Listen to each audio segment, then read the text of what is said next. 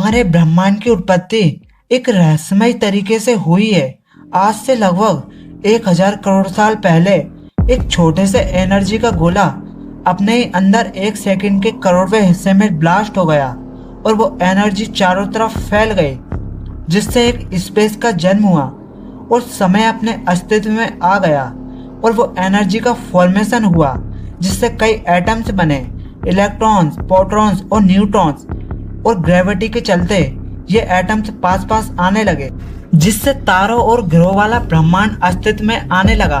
और ये प्रक्रिया करोड़ों साल तक चलती रही, जिससे ब्रह्मांड में लाखों करोड़ों गैलेक्सियां बन गईं। और इन गैलेक्सियों के समुद्र में एक गैलेक्सी ऐसी थी जिसका नाम था द मिल्की वे गैलेक्सी।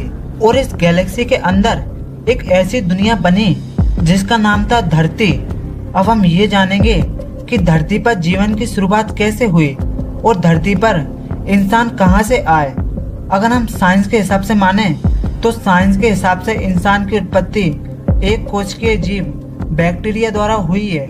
और अगर आध्यात्मिक तरीके से माने तो हमारे धर्म और रिलीजन ये कहते हैं कि इंसान की उत्पत्ति और ये ब्रह्मांड की उत्पत्ति भगवान द्वारा हुई है। पहले हम साइंस की थ्योरी को मानते हुए ये जानेंगे कि साइंस के हिसाब से जीवन की उत्पत्ति कैसे हुई। इसके लिए हमें समय को रोकना होगा और उस समय जाना होगा जहाँ से धरती पर जीवन की शुरुआत हुई थी, आज से लगभग 500 करोड़ साल पीछे।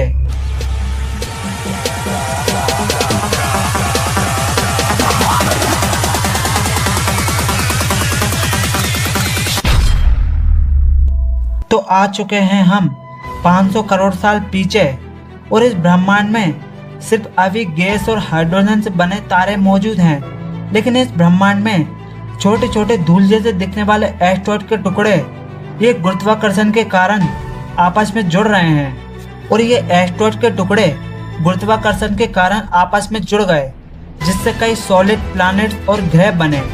और एक ऐसा ग्रह भी बना जिसका नाम था धरती। धरती शुरुआत के टाइम पूरी तरह से आग में झुलसती थी और धरती का टेम्परेचर लाखों गुना बड़ा था। और धरती पर लगातार उल्का पिंडों की बारिश हो रही थी और ये उल्का पिंड लगातार धरती पर करोड़ों वर्षों तक गिरते रहे। और कुछ एस्ट्रॉइड के टुकड़े अपने साथ बर्फ के क्रिस्टल लेकर आए थे, जिससे धरती पर समुद्र का निर्माण हुआ। लेकिन अभी धरती पर चारों तरफ पानी मौजूद है और धरती पर अभी जीवन की कोई भी संभावना नहीं है, आज से लगभग 300 करोड़ साल पहले। लेकिन एक बार फिर से धरती पर एस्ट्रॉइड की बारिश हुई और ये एस्ट्रॉइड के टुकड़े अपने साथ कुछ खास लेकर आए थे। इनमें खनिज, प्रोटीन, कार्बोहाइड्रेट और केमिकल्स थे। ये समुद्र की सतह में मिल गए और इन केमिकल्सों ने पानी के साथ अभिक्रिया करके एक कोशिकीय जीव का निर्माण किया और जिसे बैक्टीरिया भी कहते हैं। और ये बैक्टीरिया करोड़ों साल के अंतराल में इनकी तादाद काफी बढ़ गई थी और ये समुद्र में चारों तरफ काफी तेजी से बढ़ रहे थे। और ये बैक्टीरिया आपस में जुड़कर इन्होंने पत्थर जैसी संरचना बना ली, जिन्हें कहते हैं स्ट्रोमेटालाइट। ये सूरज के प्रकाश को एब्जॉर्ब करते थे और इसके विपरीत ये एक गैस निकालते थे और इस क्रिया को कहते हैं प्रकाश संश्लेषण की क्रिया। और ये जिस गैस को रिलीज करते थे वो गैस थी ऑक्सीजन। ऑक्सीजन गैस वायुमंडल में करोड़ों साल तक पूरी तरह से फैल चुकी थी और इस टाइम धरती का टेम्परेचर 30 डिग्री था और धरती का एक दिन 18 घंटे का होता था। लेकिन अब धरती के क्रस्ट में हलचल हुई और धरती के टाइटोनिक प्लेट्स खसकने लगे और एक दूसरे से जुड़ने लगे, जिससे एक महाद्वीप बना और धरती के सॉलिड जगह एक ही जगह इकट्ठा हो गई।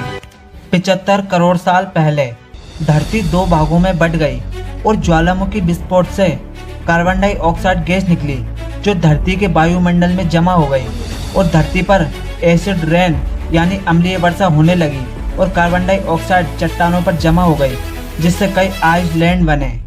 54 करोड़ साल पहले अब सूरज की प्रकाश से सारा बर्फ पिघलने लगा था और जो समुद्र के एक कोशिकीय जीव थे वो काफ़ी विकसित हो चुके थे और समुद्र के नीचे जाने पर एक हमें अलग ही दुनिया देखने को मिली थी। और जो एक कोशिकीय जीव थे वो अलग अलग जीवों की प्रजातियों में बदल चुके थे। ये था पिकाया, जो कि एक कोशिकीय जीव से विकसित हुआ था, लेकिन इनके पास कुछ खास था। इनके पास रीढ़ की हड्डी थी जो आगे जाकर इंसानों को मिलने वाली थी। 40 करोड़ साल पहले।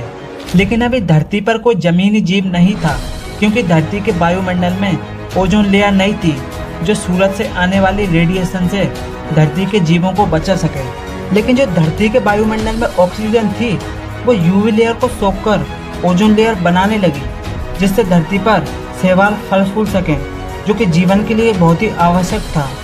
और जो समुद्र के एक कोशिकीय जीव थे वो अलग अलग प्रजातियों में विकसित हो चुके थे, जिसमें से एक प्रजाति थी टिकटैलिक नाम की मछली।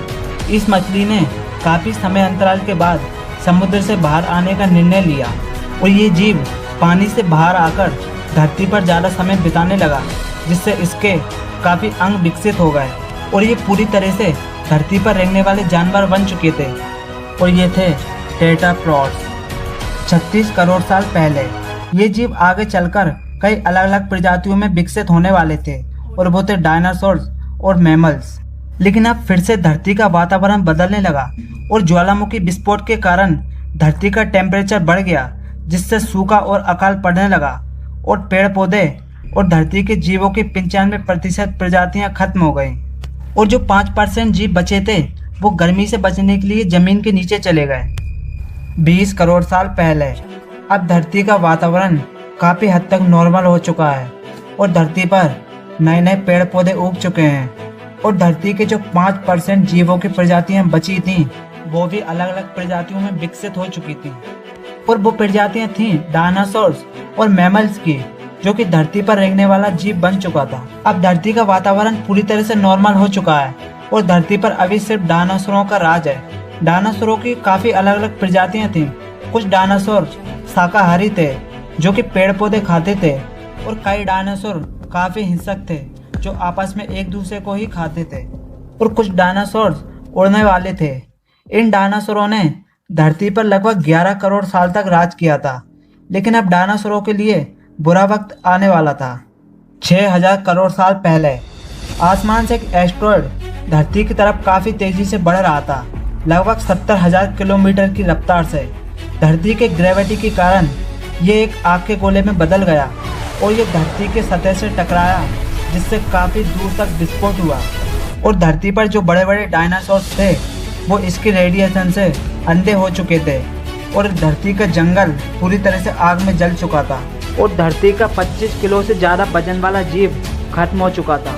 और जो एस्ट्रॉयड का धरती से टकराने से जो धूल के कण आसमान में गए थे वही आग के गोले की तरह बरसने लगे और जो उड़ने वाले डायनासोर्स थे वो भी धीरे धीरे खत्म होने लगे और धरती पर डायनासोरों का राज पूरी तरह से खत्म हो चुका था।